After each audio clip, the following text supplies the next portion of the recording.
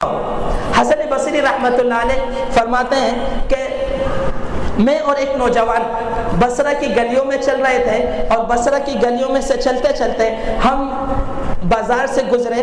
تو بازار سے جب گزر رہے تھے تو میرے ساتھ ایک نوجوان تھا اور وہ عابد تھا، جس کی گواہی حسن بصری دے رہے ہوں کہ وہ نوجوان بڑا عابد نیک اور صالح ہے، اور میرے ساتھ موجود تھا۔ تو ہماری دفعتاً نظر ایک حکیم پر پڑی، اور حکیم کے سامنے مرد بھی تھے، عورتیں بھی تھیں، بچے بھی تھے، ان کے ہاتھوں میں پیالے تھے اور ان پیالوں کے اندر پانی تھا، اور ہر شخص اپنی بیماری کی دوا اس حکیم سے لے رہا تھا، اور وہ حکیم اپنے وقت کا نہایت دانا طبیب تھا۔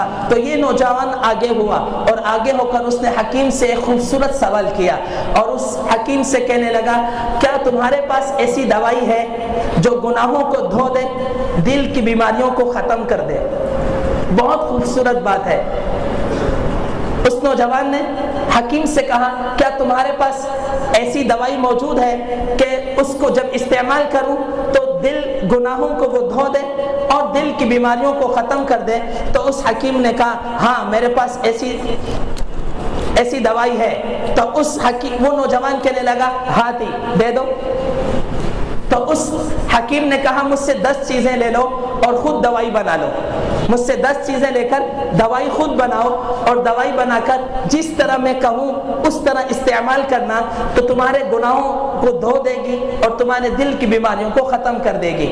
تو وہ نوجوان کے حکیم سے کہنے لگا، بس پھر جلدی سے مجھے وہ دوائی دے دو اور وہ نسخہ بھی دے دو جس کے ذریعے سے میں دوائی بناؤں گا۔ تو وہ حکیم کہنے لگا، خذ منی 10 اشیاء، مجھ سے 10 چیزیں لے لو۔ قال، تو حکیم کہنے لگا، خذ عروق شجرۃ الفقر مع عروق شجرۃ التواضع، کہ فقر کے درخت کی جڑیں لے لینا، اور فقر کے درخت کی جڑوں کے ساتھ تم تواضع کی جڑوں کو بھی ساتھ ملا لینا۔ فقر کے درخت کی جڑیں لے لو اور اس کے ساتھ تواضع اور عاجزی کی جڑوں کو بھی لے لو۔ جب یہ 2 چیزیں مل گئیں تو کہنے لگا، وجعل فیہا حلیلج التوبہ، اور تیسری چیز اس کے ساتھ توبہ، انابت اور ندامت کو بھی ملا لینا۔ 3 چیزیں یہ لے لو۔ 3 چیزیں لینے کے بعد کہنے لگا، وَطْرَحُ فِي هَاوَنِ الرَّضَاءِ، پھر اسے اللہ کی رضا کے کھرل میں ڈال دینا، جس میں وہ پیستے ہیں، کھرل جس کو کہتے ہیں، تم اسے اللہ کی رضا کی کھرل میں ڈال دینا۔ اور وَجْعَلْهَا وَاسْحَقُ بِمِنْجَانِ الْقَنَاعَةِ، پھر اسے قناعت کے دستے سے پیسنا، قناعت کے دستے سے اس کو پیسنا۔ اور پھر وَجْعَلْهُ فِي قَدْرِ التُّقَىٰ، پھر اسے تقوی کی ہانڈی میں ڈالنا۔ جب تم اسے پیس لو گے، تینوں چیزوں کو پیس لو گے، یہ صفوف بن جائے گا۔ صفوف بننے کے بعد تم نے اس کو پکانا ہے، تو اب تم اسے تقوی کی ہانڈی میں ڈال دینا۔ جب ہانڈی میں ڈالو گے تو وَصُبَّ عَلَيْهِ مَاءُ الْحَيَاءِ، تو اس کے اوپر حیا کا پانی ڈال دینا۔ وَأَغْلِهِ بِنَارِ الْمَحَبَّةِ، پھر اللہ کی محبت کی آگ سے اس کو پکانا، اللہ کی محبت کی آگ سے اس کو پکانا۔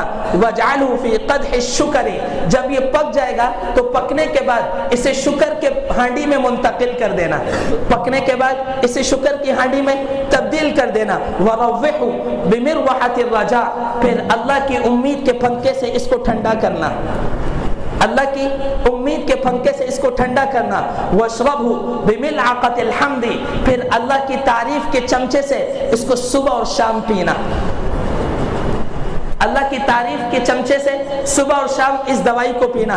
فَإِنَّكَ فَإِن فَعَلْتَ، اگر تم نے اس طرح کر لیا، اس نسخے کو بالکل اسی طرح تیار کیا جس طریقے سے میں نے تجھ کو بتایا ہے، فَإِنَّهُ يَنْفَعُكَ مِنْ كُلِّ دَاءٍ، تجھے ہر بیماری میں یہ نفع دے گی، وَبَلَاءٍ، ہر مصیبت میں یہ تجھے نفع دے گی، فِي الدُّنْيَا وَالْآخِرَةِ، دنیا میں بھی اور آخرت میں۔